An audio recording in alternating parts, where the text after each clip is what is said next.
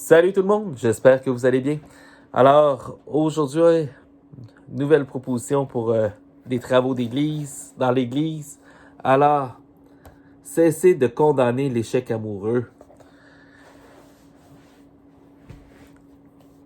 Vous savez, quand Jésus rencontre la Samaritaine et qu'il apprend qu'elle en est à son 5e mari et que c'est pas tout à fait le bon, il n'y a même pas une phrase de condamnation. Quand Jésus exprime que Moïse a justifié la répudiation des femmes par leur mari à cause de la dureté de leur cœur et qui rappelle l'idéal que Dieu unit l'homme et la femme, moi, j'entends même pas une condamnation. J'entends simplement cette espèce de réalisme pratique. Au fond, oui, nous avons un idéal. Puis moi, je me trouve chanceux. J'ai un mariage qui est heureux. Mais même à ça, je prends même pas pour acquis que l'échec amoureux ne peut pas faire partie de ma vie parce que tous ceux qui ont été en mariage le savent bien. Il y a des tempêtes, il y a de la houle, il y a du vent dans un mariage.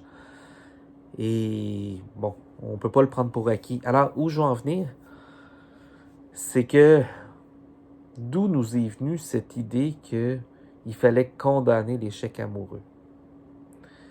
J'ai d'autant de misère à le comprendre que l'Église orthodoxe, qui est aussi vieille que nous, a plutôt une dynamique d'accompagnement des couples en difficulté, beaucoup plus qu'une approche de condamnation du divorce ou de la séparation. Alors, comment on peut revoir les choses?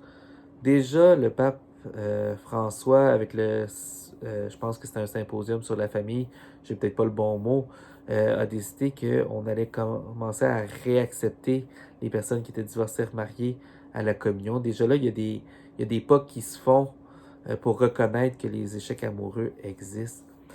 Je me rappelle, j'ose espérer ne pas me tromper, mais c'était Monseigneur Léonard qui avait écrit au temps de Benoît XVI une petite lettre fabuleuse où est-ce que il répondait à un écrit du pape en disant vous savez, votre sainteté, si vous me demandez de ne pas m'adresser aux personnes divorcées, remariées, ben vous me demandez d'ignorer plus ou moins la moitié de mes baptisés. Et pour avoir fait des rencontres de baptême pendant un bon nombre d'années, c'est un peu ça notre vérité.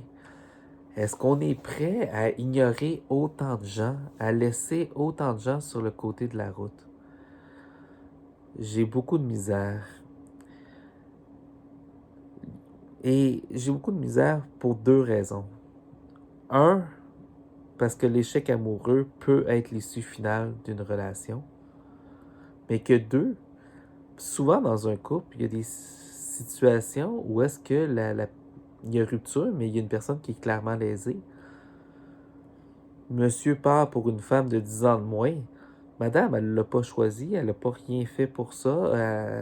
Elle subit la situation. Madame fait de la violence psychologique sur une base régulière. Monsieur, à force de travail sur soi, décide de quitter. C'est plutôt une libération que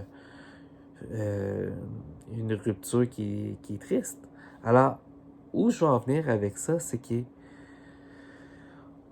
a un discours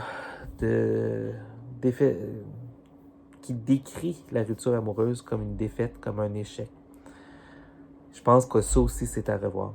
Sur ce, je vous souhaite une excellente journée. Bonne journée.